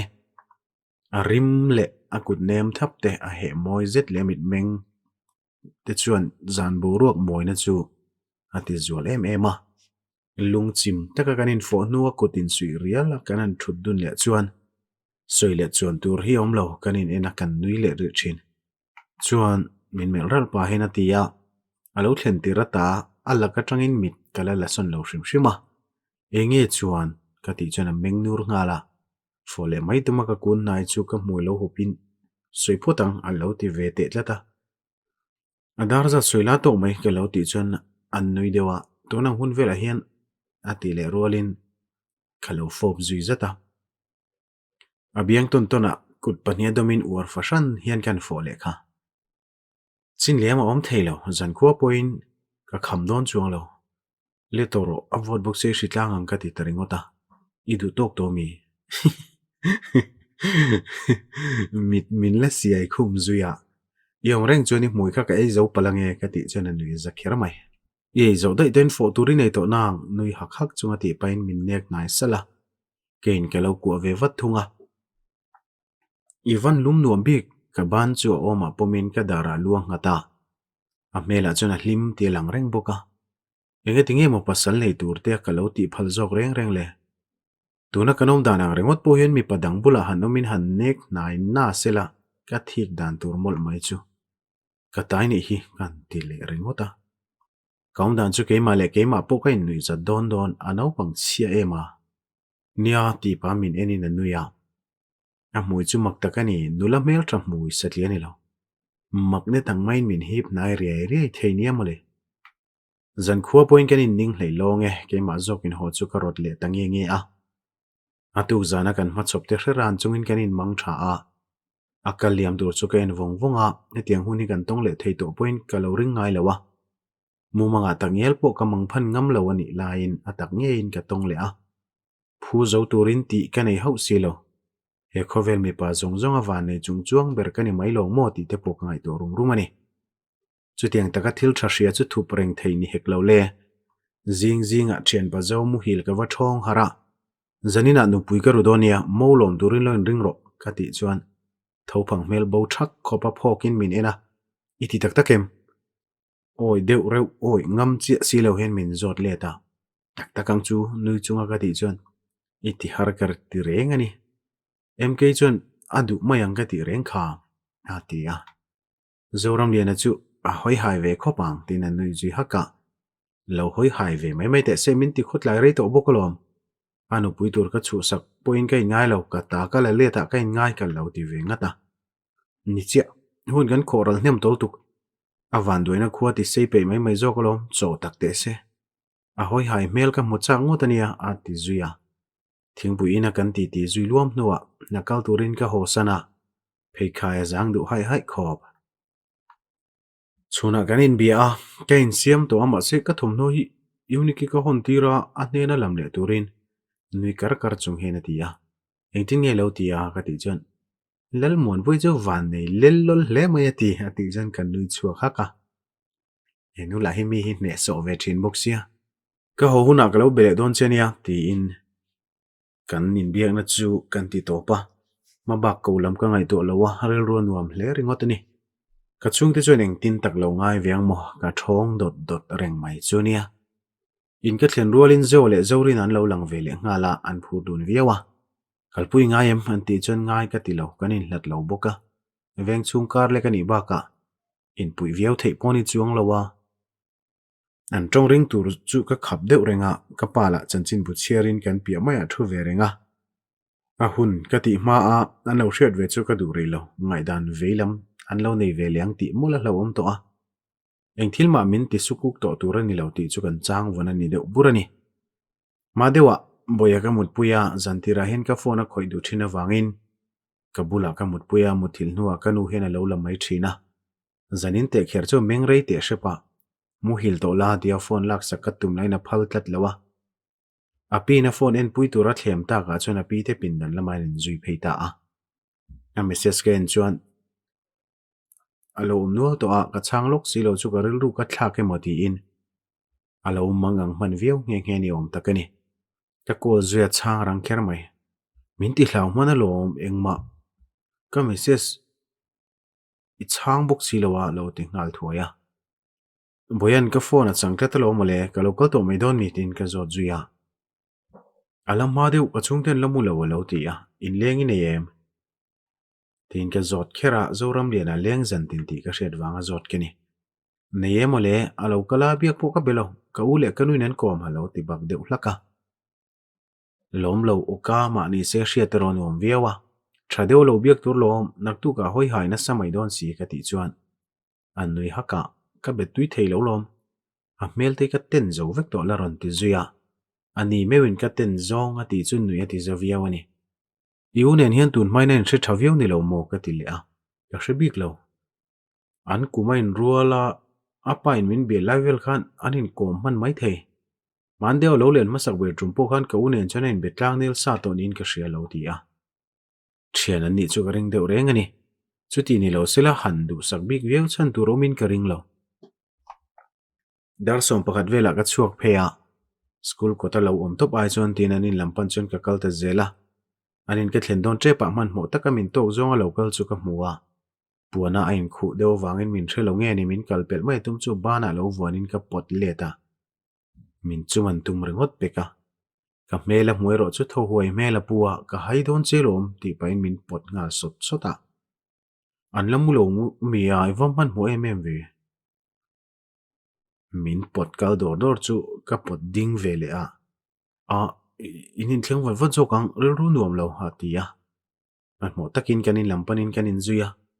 in chung kan lu rolin thokan lale ko ka hadam huai melero aputo thung kapindana ka lu puya ka chungden muthil to wangin thom dim tak chan kanin bia min ko de chuk rengani ber intify tura badroom lu lai chuna kor hak thak turin ka t-shirt ka lo lak chu saka alo chuak le chon tong cham lu tuk mai hian tawela ron veng chuaka mu nom thlir taka ka lo thlir chu min lo nui let varvara ka bula lo mut nu chuan ka lo ku wata mu mangang e tro nui varvar chunga ti chuan mumanga ni chuan har le to lo ka duang ka lo ti a keipo ti pa ka biang lo pia chu kut lo man sakin kalama ka hnuk nai sawa thum nu pan te chana tak sanem thap mai ka de reng ta ka chuan thing tum kani ozong lo ti ka in re chiang kher mai zinga ka har chuan keima chawin khuma ka lo mu a ka tho chuak rang kher mai tho phan chu khoi lam man mo takin sitting room lama ka chuak pheya kanu le mk ten be mol mol ba e rong lo bol dun ka mu chuan ka tho huai thunga re lo te chung khan ka ngai thalo man viawa kanu ne nain po takan loin kom chuan zingkar bo ro ka ti fam kim zualani ka pain mi lo ko ta ka chuan an pin dan lama ka phei thuaya khumbul chera thu chungin min lo ena alungoi vak lo ti po ka hre theya engtia han kho sak zel ngei tuma a soilai chuan nel sol hlawm tak mel po puin ka hria atla chapin ka ngai tu ve to mayang chu tia ka chhana chuan a tilawm fashion lo hle bok hei pasal nei dona ruaya ai rutamai sia engril ru nge moi putle abulatang bokin tran le intum zo kem ni ati char chara abulatang in ka tran le nem ka pa kan rial rei tok to a to reng hi ka du to lo engang poin mi ten kan chunga ngai dan siama sela poi kan ti to lo ve ve a kan du danom turin tuman min dang thei to lawang chutia ka soilai chuan ka pa chuan chal chur tap hian minena in ngai tu chiang lo taka thil ti mai mai le thun hu don lo chu kan big lo ti po hre thiam nge in karing mi in ne ti boi tu tin an soi loi loi don chenia ati le chuan ka lo nui maya a poi ka ti lo chutianga mi soi chia chu kan ton ngai lo poni chuang hlei nem mi soi dan ngai tu rengai chuan hlim taka mk dir hi ka du zo atori to a tuna chuan hreum taka ka phal to lawang zoram lian aniamo achung te pon min do ma sela ka thei to pin ka beile tang ka ti tam mi a engma soi zui to loin min en wangwanga a soi zui lowa apumani karing kanu thung chuan engma min zot lowa mk laka arel ru chu man nen chuan dang takani to bok tuk chuan kan ei kham or tia hruai te nu fan lo langa mk la pin dana tum thlat sia phur lo tak chung po ka lo chhon mai an ngai mon kim lo chuak wat te o hruai na ti lai chuan in hruai ho chuang lawang ka lo ti deuh maka ka pain min lo khap rang kher mai lo ho phot sela thate te in ka in dor jok donia anui na ti lai chuan trong ka lo tum le zuawa ka pain min lo mit me wang chuan ka thul le a lo ho ngal sela ni mai anu lam thil soi vak khera ngai lo anu lam hoin hruai chuan lo ti ve ngata por ve viau ma sela thuang chuan engma ka thlen tir don haulo ara mek in hi kan in ani miawa ein chunga thil thleng le thleng lo tur chu ni soi turom haulo bok a trong kam po chu ka huat to ka tlinga chung te om ve kher lo phei sela chuan ka hnek du to nge in kering minan hre thiamula heile chen hi kan fa te nan se pui ruwa tur tlok tlok to a an chunga har sana siam tu la pasala nei ti rin tum ngei mai la ni zuya in chung ko thu hla chu thu dang ni sela in fanu hlim nain duang bokin ke ni point kan fa pahlim na hi kan duwa in du ton ten nu nain rol hi ke chuan ka tum lowa mk berina zui du lo cheu thu ni mai ro se ka dara ron mer sal pain ka pa chuan atia pindana tanga mk lo chuak phei ve mek lam chu kan hoya ka lo ho don lo ania o etain kom to don ati ve mi maya u hruai mel chu dur tha khap khap takani i lo ho mang chang fel fol la hruai na ti le lai chuan ka lo in rola ngoite anor luyang zong ho chuan eng mai ti lawang adu lo chung i hruai karem ti lo ka lo ti ve vata in nein thulemo ma pu enen in nei min phal sakani lo chuan lo ho ka tum to lo pakhat chuan lo ti ve mau mai boka soinin lo mk bung som le pasari na thinrim ti hriat zit maya hruai din chu rual chuan ka ding ve ngal thuaya min lo khap tum chu haiderin mk chu ka pana hruai nen jok chuan hmai chana kanin mel tarana kan mit menga chuan kut tho kan hne lo ve ve ti chu hai the rual ani lo mapui ka u hi kan belok ange ka bulami ne lo ti chuan chang loin ka ngoya eng thil po ti don sela adu thlan tura ka da to a adu thlan anga aum thelo na dal tu piang lo ma chon chu ka tum berani puya ka painal alo ti rualin ka kalsan da shama anu naw in machon ta chu midang ho chon kan en thapa I thu kan hil ngai lawa ka za em thin chia ma se tun tu ma chon kan hial don che ma puen en kan in ka hre chiang ber tu te jing mi ni a min dang to su a o chu ring lo na ina fia kher mai chung ko mol pho na tur poi ngai tu mi lo ni hi shwaya na lo ti chuan ngai tu ve boke ka ngai tu reng thin wang zokin ka duang te po engma ka ti thei ngai lo zok ma se tu na chon ka thei to lo kha pa mi dang nun ti chet vek po poi se lo tu nu pui ni ai chon mol pho po poi ti lo in ka kala ni hi min the thiam do nia a u mi ta en kar chung chuan a ti a nu nang pon pui ti lo ti ka sia ka u hi nang mani lo hril fia do nia a soilaya shruaya in hum ru chu ka lo en renga anaw chu kutlhak du mai mela puta wang chuan ka thu mai thei bik lo ka thutna tanga ka lo ding chuak chu mi lo en in a farnu chu mel le a ma poina bum to chia ilaring ngam chewa mo nar sok chung hemiron mel le a thil hlui ron thar tho le chu ka lo be se sa reng ani zoram le na thil ti vekani ti hriat kha mk na ti chon lu thinga I hre chiang lo ani du thu reng in than pui kha che chual puya sona thlak ti a hriat nu a chawlom zoram ate chon kha tiang thil kha ti than pui rai to nu a mang tangkai chawa abum na che kha chu langai reng a thil ti ngai to chon zoram at lo ti ve te chu eng mani lo bum tu jok che chu ma jok so chalak fashana kalamaron thlek zau pa ti le chuan thok ka lo la ha ka kha thila kher kha chon soitur ka nei lo ka thiam lo hul huala tun thlengin ke lain chir bok zoram lian ale than pui chon in thuruala lom an rem ruat bok ani kha ma pu hi tal o tira minin then tir an tum tlatalom mk na lo ti le khawa in soi thiam na tur nei lo cho shom du kher mai ta lo tir tum engang poni se bum tu chen ina bo chuang em ni mi thang kama atalo ma khana phatsan fel der to che zo than pui khan zuwa pelui lawa a ko mu mai chawa chumi hnuwa ma du thuina ruya adu thu ngeina phatsan bok che shwena ti le chon kaloin seru che uringota mk chu ka ena arilu na tharle ti chu ka hre thei amit tu na ma chu chon min ti hreom zol viau mai bok lo horo ani hne na tang hen thil thaeng mai mudon lo nakin loka bum le lawang che ti po hriat vani su ti pain ke chu min lo mel le khera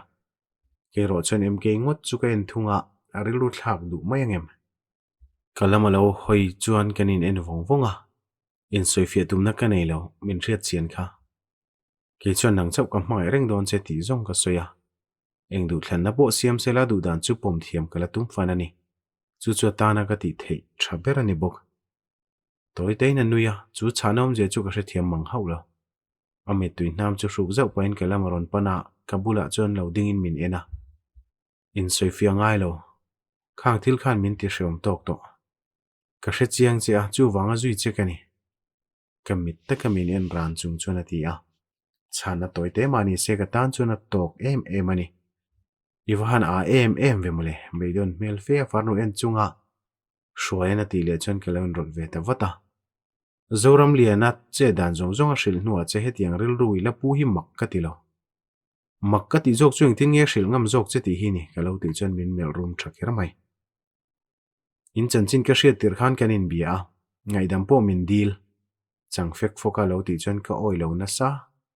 ama ka chon rin hlel na chan tur mu mal tak ka nei lo wang le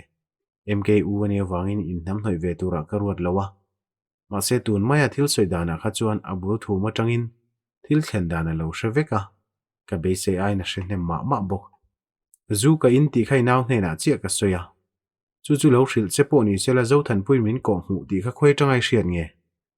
ka o cho vin lam mani thin urna in chung lama tang min no ton ma to ka chung te ve wangin in chung ngar lo pheila chuan kut tho mewin ka dop ngal nge yang zoram lian a hne na tang neng kim ka hravek a tong ba deuh nak chu ka ho kher mai amit meng tlan sia chu ka hmu mai hau lo bok dot soi boi du chu ka lo teram maka midang ho line hoi hai zetin ke ni pani chu minena a omdan thlakin in soi thiam tumna midang pui tum ngamelo ivanep ve min mel tur khai chung hina ti le a nangma in hialania tuna mai khan than puinen kan chet chual nuwa zoram lianan chet la angini farnu bulai soi zo chia ma se chung thil thlen ma thil thleng Kei le zo than pui chawin kan hriat kha eng tinge nangin lo hriat thei. Thin ur a wanga tong po tong tha hlei thei lo chuan ka ti a. Mama enge muana thil soi chom zia anu ne lo ti chuan a meng buai ta nak maya. Karin hlen la kha dik nge ni ti ka chiang veo bok. Zoram lian an min thil ka ti kha a lo ti le khawa a vin thangam meu to lo.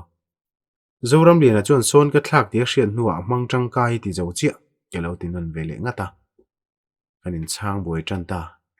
Shwaya mak ti ti hriat rang anu ne lo ti le chuan hnuai lam bi in. Ain pet du trek ringota. A lo hoi chua ka tham lo zet hian min nui zuya.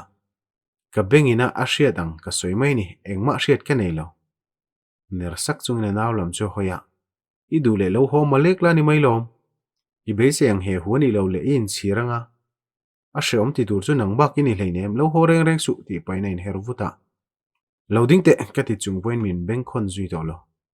Tuna khan ka duang chana ka lam hau lo wa. He thili ka bo zui that le nge chu ngai do na ni. Karina in zunga kai thuk don tlat. Zoram liana maya top lo ti chu chiang khat viau to ni. Shwaya chuan hu chuan kan thu khoma MK nui ro pa ngai takina ti ti pui theya. Kapa ne nain biak na chu kan lo ngai thlani deuh ber. Mam boi berina nei du lo hi chuan ke chuan ti lui tum na ka nei shan lo wa. Shwaya rilu hi ase helve pakhata. In nei han rel chu thei mai lawang ti hian du le. In kol ri phot mai ula kan chung kwa kan ron kho manga. Chanchin kan in shile donia ti a. Ke ro chuan an thil soi chu ka ngai tu hlei thei meu lo. Karil ruwa chuan thil dang da yom thung.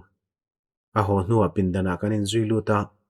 Iu khan thil zepa nei ni kati ngal ngota. Nia keipon zepa nei karing alo ti ve chuan iring mo kati non le a. Naom dana khan zep nei ang kati. At trong buai deuh noi buk sia a mak e. Mak ti deuh takhin minena karil rupo buai ve viau mai. Thil soi nuam chu ni lawa ibula pe chuan soi chu fo lo ka duwa. Mase hriala ka du buk ka ti chuan apoilo soiro engma soi hre turam hlei ne ma lo ti a. Kamizan khan ini na ka lo kala. Yu le inuin ka chung chang soya an hau na chekha ka hria. Ka thin rimin muan sanga zuin pui tumin ka kala ma se lo om lawa than pui chaw lo oma. Let le ka tum kha than pui khan muan sanga zu da na min lo hrila. Apindana lutin ka ina chuan than pui khan hnuwa lo luta min lo in puya. Ka soi lai mek chu min lo pot chata ka u khan a hnu daya. Zorama na lo mang tang kayang khan a soi sia a lo te ve vata. Nia chu tak chu i u khan a shebuk sia. Zorama le ka u hian than puin thurol pui ni thei mai ngem. Karil ru hria ni om takin a lo ti ya. Thil ni thei tak turani ma se zo than pui ni lawin kha thila kha chuan rem ruat pui a zo kan thurol puyang. Rem ruat pui thu tuin than pui chuan thila ti mai lom. Ka thil ngai tu buai em thin na chan chu mu ta in ka in hria. Alom bom rualin a thin rim thlak tak zet thung. Rem ruat pui chu zoram le na ka zina nia MK na ti le chuan ke lo bu ngata. Ani chuan ka u hian zoram le na hne na kanin nei tur thul thei na na ti tirani thei mai ngem. Tiamin zo na chu ka chang lawa. Amma chu ka in vongvonga engma soi to loin ka fop taringota. He thili chu kei ma ngein ka ching felang. Thil pakhat hriala ka du chu eng tiang point midang ti chuan min lo phieru ma sela ka thiam lo ani. Ka zan khan zeb ro loin ka phatsan chia min ngai da mang che. Phatsan lo che lak khatiang thil kha thleng don hau si lawa. Ka thiam lo liao liao ani ka ti a. Ka bianga kut pania domin kha chu kan soi zo to kha soinon to su. Thengil toang un liam to chu siam that thei to chung hlei ne. Mi tui tling pam chung he na ti a. Chu tianga soi wang main kan ril ruwa atangina thi thei ngot lo ti ro kan hre chiang ve viawang. In chir top ni ka nei ngai don lo ti la ka hre chiang viaw bok. Kumtama vei nuwa po kha zan hun rei lo te chunga ka thil ti sual vuak let kha kala tur mul mai chu ni si hi. Ka pa chuan bo zui ngai lo thilom zia chu chiang to lom. In ti boi du to so ti tak nain chu ti mai ngoi bo pui chu har sa kala ti tra la. Engma pe chu bula ka soi zui to lo ka ril roi ro chuan thil thlen dan zong zong. Abul thu ma tanga chui chu vek ka tum rana. Tu hne na tanga chan tur nge ti la ka hre to buka. Ka malo ka saka turom reng hel tal chu ni thein ka hre hau lo ani. MK nen pon kan phu ve lo ka bo zui lo ka ngoi bo pui ni chuan. Ane ab zok chan ka chang reng donin ka hre tlatani. Zo le zo rina nan phura. Kai thim ma tangin an phi ruai reng to a. kero kaman mo te chiam lawa saka tur thun be tlat tong vela ka ngai wang te poniang min ti hlau thong ania ti hian to maila bo zui du to su kan panin kan om dun to a buaina om to hle nem kan siam mul mul lai chuan alo ti a lo thon tu rom hle nem thlamong deuh nom ro a bianga fo sak zau ba khati chuan nual roi hian ka ria thil thalo deuh votianga kan buai zo le vekang ti ka hlawania a ti lai mel chu khongai thlak reuh khop mai a u tel ve ti hriat wang ani ka ring ka u chui ngai dam ve thei mai lo mi a ti ta renga a zona chu ka chang lo mi lo mut san la ka lo ho har lawang ti zong hen ka changa la konga lo queen ibula kom tla don alom chan tu reng mai nei hle nem a ti deuh raya ni u ka mudon lo midang zo kania ka ti chan min en rang kher mai zora mamo phok fe hian ati a ase ma pui chu po chu thalo engma kan chan to min pele theidon chuang lawa ngien ngol je thina ti le a enga tinge ma mei chia hian mi ngai dam hian sam em mai zel chu le khang kum chunga shom tor zong zong te kharu le ta chak ve lo emoni ma se angai dam na wanga ke nen point zum na nei le chau kan ni loi boxi ente inga yang khaneng ma ka ti don lo nia thu dik shet ka tum mai chawlom lungmong deuh lo omla ka lo ho har lawang a thaim nui chunga ka ti le ta ka chuan ngai tha zan lo chung hen min thla i lo ho hun ka lo hak reng don zenia tin ka kal chuak tur chu min thla liama kota zo motor lo ding reng to a ka lu rolin zorin an en zui me ka chen hoin an chuak ani ome a shroi fal thei mayang a lo ti zung zunga pon lama chua chuan a thana sa zanin chu ka in dop chuak lo ani chuan thuimain kuta torangai tin ani mai soinin lo mk bung som le pariat na tun tum hi bung nung ber turani zorin a chuka phone ngal thuaya anom na min lo hril lampan chuan chak takin kan tlan chuaka anom na hmun choi zol cholam veng pakhata ni ya veng mong ang reng takani fil zawang reng taka kan tlan lu la chuan ka phone a lo ria zorin a buk a lo ni a in motor kha kalo mu cheunia kong chaklama kanom mek kan naw ate thian ho pon kai to khum mai ta khan lo mula karon kalfal pui theimayang hei hon tum to hloma a lo ti zung zunga awria chuan ani pona lem ve nual to te hriat theya a lo chupui do ni chu lo hak luk mayang chaklam fil ko thlek chho thuak pa chuan ke tia ama kha arui vele peklo mo tlai mi lo biak pu khana kai mel to na sa sia zu lo deuh te khan lo pe ve ni phei chuan kan ruam man na ti cheve ka nge ngai thalo je thian zewana tia ala rui chelawang kein ke lo ti ve deuh tlata zewa chuan anom na lama han po chho mai chu du deuh ut uta zorina kan han ti khol kham zo vekang ti ka hlau ve deuh wangin rei lo te chu nga deuh thain ka ria darkar chan ve don zorina thoma changa kan thun hu chuan saklam ko atang chuan thoma ron ri thlata nak naka ka bike lo keng ila chuan ka tlang pui ngal tur chenia pakhatina ti line a holu tu ka thian ten motor an keng lom alo thleng to ang zorina na ti ri chu ka shepa a ko sapu ka ni to lo voina ni lai kan khul zo to a rem rot pui chuan ron ti thlabor bora lo la chuak ve mi su email kha lo thup riang che ti le zo chuan chu ruala ani pani local mek te lampan chuan a pen zuya anin be thom chu ka hre zui zat boka in varai ve lak chok pan ngai le ngal sin zawana ti ri wang chuan ka lo nui ringota ka thian te pani chu kong en kima ka tan an tangka e mem renga changche pa zorin ala phur phura tanga an nui na omdan hi hrenga chela chuan angai dan ani lo kherang chu tru kolvata u kan tlai lu tukang ati ta ka jon sita kun deuh hlekhian ka thuwa motor bulan lo thlen lai chuan ka lo hoi chuak lowa tungea ramruat pu chuan ron ti shama kan then pani kha in reilu tuka chiri man deulom le zona lo ti vata kan tlan chuan no ka thut ngil ta ka chuan nunglama tong bor bor thom chu re ngal mi a thian pa chu meron thlek ti hriat taka nunglam thoma wang chuan ka hoilet ve ngal thuaya minan muchia chu ameng pong zor hen ka ria a mela chuan hlau thong mel alang chiang em mai bu zorina na lo chel be ngal vuta wang chuan a hlau thong le zole moti turani talboi lo khan thu hle hle ro ka lo ti deuh maka engthil nge tin tum engma ti ka nei lo nia mi min ti tir ve ka ni kha ati ngal ruaya zawa lo nuya karel ruang tho pu ve ni awal sam mel khop chỉ te ro ta kan tlan thla zela leibul kan thlen ma chuan mun zau laia motor chu ti dinga kar kong khar honga ka chu rolin zorin an rem ruat pue chu lo pot chuak ngal noka a kor oma tham sak pain thil ka zo don che a thatakin min chang la kuti tur lo ni mai ka ti chuna hoi kwal ruaya tuma pui tu tur chenom lo zawana lo ti ve buka engma ka shelo ka bial lui ni fa pai wangin ka thin rima in then ti le cheu ka tum ringo to lo ma ti ba deu na ka chu zong do ta ni ti chu ke ai mai na hre chiang veang motor ngeng dot khopin ka nam beta ngai tharo thu dik tak i soilo ni chuan enge ka ti tur churin phak ba kaniang ka soilai mekin zawan a chemte alai mi lo pe wata chemte mo chu meng phi ngal roi maya engma ka shelo uzuraman ti ro tiang china lom ka ti inu pui kha ka du to lo nei le pu ka tum lo ati chula he pa pui hen minute tlem te dan lek lek a thil soi thak reng maya ka do theina chuna tlin te lo viawani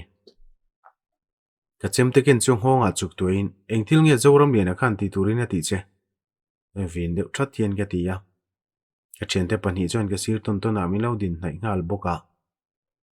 in puang du lo ani chuan kan soi sa hrep tak tak don ti chu hre thiam ve ta ni che kang ka soyang khonga in min tin a su chemte ka tin na kut merpa chuan ati tange nge a soivat ro ka ti chuan ka kut kala son du to big lo uzora makan thuam puya anin mun min pe ka ti ama nu puine ma chu nangma lo ti boi tu chain min tia zo than puinen in mun chu shala a shala poi sain sem turin kan in thuruala kan ti boi ta che ni kha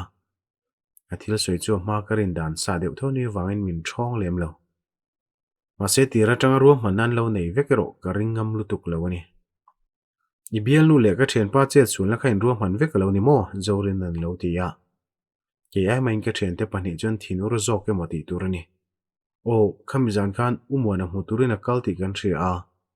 umona kha khorina kalsia puina uruma zu in mek ti milo hril khan kan tum chop chuk chuka chuan in tura khan damdoi kan poltir boka ampak ka chu kan du danang takin nang mani thlen tir ani kha chu zong ka be sei lo lam dai ni chuan zo than pui rai ta kha mang tangkai zuin ma pui te nei tur kha in ti boi zui ta mo zawana lo ti lai mek chuan camera mek chu lo thori shrok shroka ma pui irek na le lutu ni kha in puan zo tir phote zorin an lo ti chuan ka thla a akhu zui bor bor chu han chir zui tak mai ka duwa in sum har sa ka ti kher mai pui khan naw pai kher kha du lawa ma se in nei thul tir dur kha chuan apa ya ngai sia kanin hau wangin voi khat phei chu ti tla ka lo tuma naw pai ni chuan uzoraman kan dam doi maneng kim min tuma ti ma wangin a pai tlang ta thawa i hre tangin dam doi kan ti ve ve a le thu sop noi chu kan mel ngot ngota ka then te pani chuan thut chilin an zo zui zela a soi thadu phian mai le ngal zoram lian a lo mi dangin rola no mem ti zona chu ka beng khon rang kher mai a ti ra khan ka hre chiang lo ama se in mun ni loina poisa fai kan du ti kan thril tumin mi pa pakhat chu local ve a ama chuan poisa chu min pe a anuwa uzorama nu pui tur u naw pa ni ti ka hre vele chawa a soi zo rualin ka then te pani chuan min lo mit me a thin rim lam ai main nui deposit to zo heng thil zong zong hi hruai ki maruam han vek chu lo ni phiang senin thu di ka hriat nuwa po hruai khan zoram lian a tran tlat ani tak khamole in thurual an lo ni awang le ka lo ni don kha rem ruat pue thu sop noi chu kor oma thamin ka pot tho no la a beka ka nek ngal bur ringota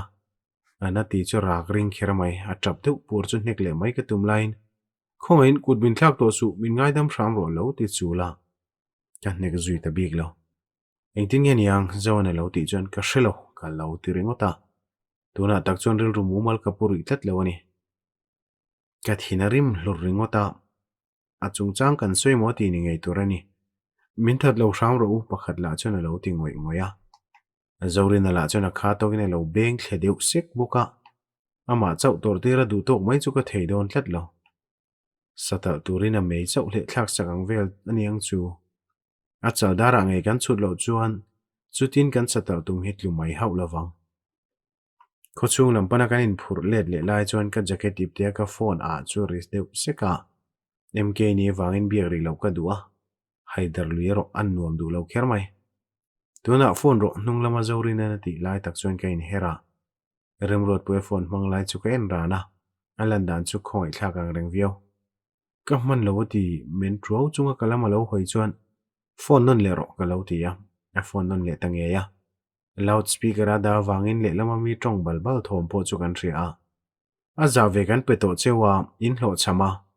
atu ve ve main kan du kan nei lawa chu wangina thei to lo alo ti ya poi salamani lo in hulok te ang remrot pen lo ti lui tleta wang chuan ina local ro lom lo zet thena ti ya anina kan kal thei lo kan pasol hlui te na nia wasapatal chiam chu chi lo ko chudan kan ngai to ngai message thon la iru ya wangin anina ikal thei lo thu hril ro ka ti ya ka soya nga ti nuwa zoram ni na chuan in mu na tura lo soya ama aya thlen masak tumin kan tlan chu hala kan thlen khal chiang viau bok alo thlen chuan ke le remrot pu chuan kan lo ha ka min mu chu zam lo mel fashan hian min lo pana nau pangi lo vau ne mo engma ti thei nei chuang lawang aron tinghal khar khara remrot pu lam hoya ikal thei khati chuan a che chuak rang kher mai Shwaki manen min bum na zong zong ha ka shevek to. Asoi lai chuan a kiai suka. Mei chelu lulu tuk ngai zong lo ila chuan kan hlo tlingang mole ati du leka. Amit chan dan chuan ka thina keile zar to a. Nek mai ka tumlain ka thian te pani local nain. Zora machu kan sakam mi in rel thim lai chuan an pot chho nok noka. Thim thama chuan kan in ma chona ani lo duai bik lo. Keila kut tho mai chak na in chung na matang min tur et boka. Kan bo ruak chu chang thakher mai. Cái thiam lo ve kai ngai mai thei ma se hruai ki ma du dan ka zo mani hi anin mak pa tan min du tla chia I van duai hle mai alat ni tak deuh dewa kan nun hreom taka siamin ka mei chem pangai rilun ti na zo zai kha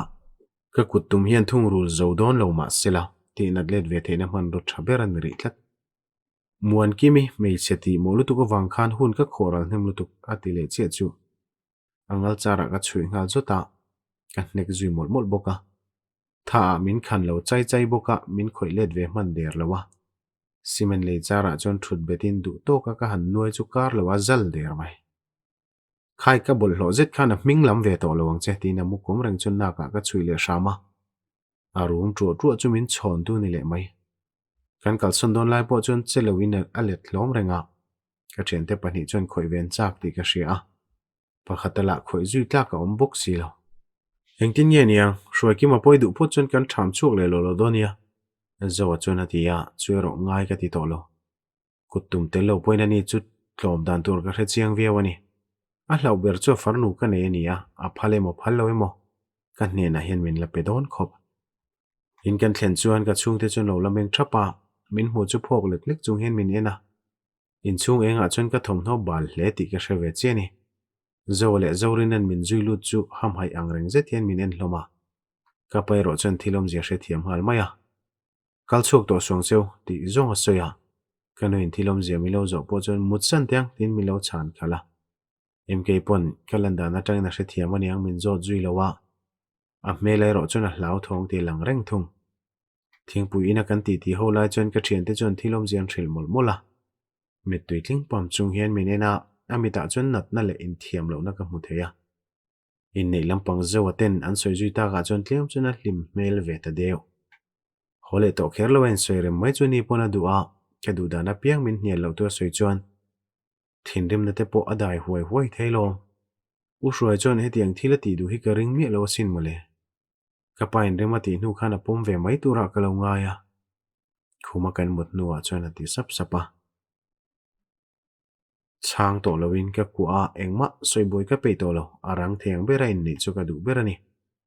ngai to su tuna chon tuman kan nu pui ni na turian dal thei to lawang tin ka fob zui wonga zinga chuan ka pa ka soipuya chu tiang tut turemoni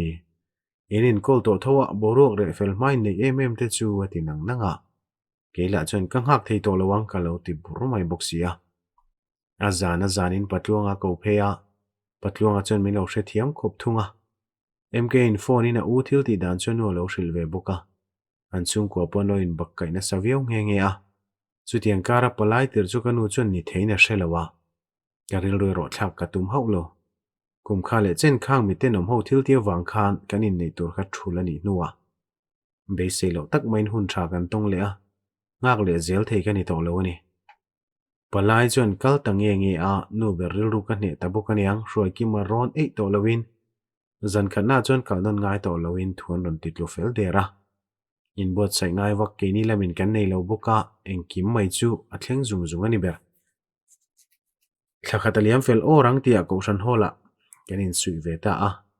mi soi sep kan kain thilom zia shemap lo min dem tok la bolo mi ngai dan ngai chang rengin kanom thina tunero kan pani ngai dan le du dan chau chu ka ngai poimo berani to thung nu palim tak kan ni chawa ka fa pa lai na nu chungai na em ema kanu pui lain chu ti bok mai tak en kol na don wange boya po sel chau ta viawa nun chu kal tlung tak zetani zoram le ro mi te na chanchin an soi dan tur ngai ngam loina na ban sana delia kal ti jo chanchin ka hriat chunani zo than pui point pasala nei vele a pasale ro chiang takin ka hriat pui lawa tlang kam ti ti tangin drug addict thawane ni mel a mel ka mulo na porei veta shroinen kanin polo chun zom ta zela in tlo polo thailo china pokanin bengai lo mk thung chuan angai damma a uwani na ngina mangai viau boka chuero kati ve thailo top thilani kumni nuwa kanu pui chan fanu mel tha em mai min rin saka kapaina minga mal som sang ye sa anu mel tha na phok chuak fu kher mai anuang chi a mangai na nga le nun nem tak nia a than chho ka be sei bok ka fapa skula kalve ta boka zorina fapa esra nen chon kumin rual chi lo ma se anin ko ngai viawa anin nga mai boka anin pol rual theinan ka fapa chu class nga ya kum khat kan thu ti le taringota ke kan lama ka kai sanga e zonna lein chung khura pathian mal somna kan dong ve tak zet mi te chuan kanin nei khan kan man mo mama min ti in min cell phone thin ma se ke ni chuan man mo kanin ti hau lawa kan duain kan ngak rei kanin ti zo kan om dun theilo na na tran la tu te khang kan hun min khoral tir tu te khan khuanu rem ruat chidan theilo le po then thei ani lo zia an threwe to nge in kering hun le kumaliama kanin nei kum som ni pangana lo ni ve tareng mai ene saliana win ro pui takin min lom saka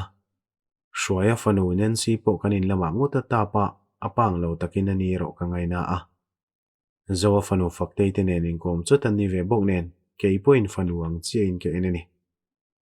in ngai dam chu har sa te meu maya huana thin lung ka put changa piang in he thu hi kanu pui mangai ka soinin lo mk ni na tangin ka dong thin ngai dam dan ol samber chu huat na ta na kan thin lunga mun siam sak lo hi ni ti in a har sa tak zeta ma se katumani chon kalangai dam ve thema na le tikhan soinin lo mk ti chu to ta der mai aziak tu a mai chunga lom thu kan soingal mol mol mayange abatabat ka chu ka du lawa lom thu kan soini sila e kan channel kan suana kan ria har sanna kan to ka kan re thei bagber lai takin ani hian minon khai chuaka kan story share tu te mino pe chunga kalom tak zet zet thinlung takin kalom tak meu meu ani amma khan nia channel pa ngai kanin ti thelai khanin kalom thowa tun tum kalom na chu sang le zual ti kamino riat sak te se ti chuanin kan ton tu te kan soi photo thinangin share lama te tran min lak pui thina comment lam te like te the to min cho pui zel turin ngai thla tu zong zong te kan ngien buk chewa soita khan kan channel lian jok lama thata si lawa helama hian kanin sorbing mai ngai tak mela chuwang chuanin thei to pa helama hen subscriber te po kanin zon that le deu te po ngai karinga chutiang tur chuan nang mani telo chuan ka kal theilo nang mani zara vo in ni thlenga nang mani zara thon thu te da chuak mai thin chau kan ni chuwang chuan min puina kongeng kima kamamo a min pui to thin nai ro chuan lom thu ka soi mol mol ani ti chuan thon thu hi pahni da kop chho kan tumanga thei ang angin kan thei renga ngem chu ka hrelowa mai ro chu soitang khan channel tharin push ngai kan nia wangin tam thiang ber story hi da chu kan tumanga chunga chuanin share lama te tan mino lak puile vek turin kan ngen chewni e ngai tu te zong zong a ziak tu le a chiar tu in chunga long thu kan soimul molani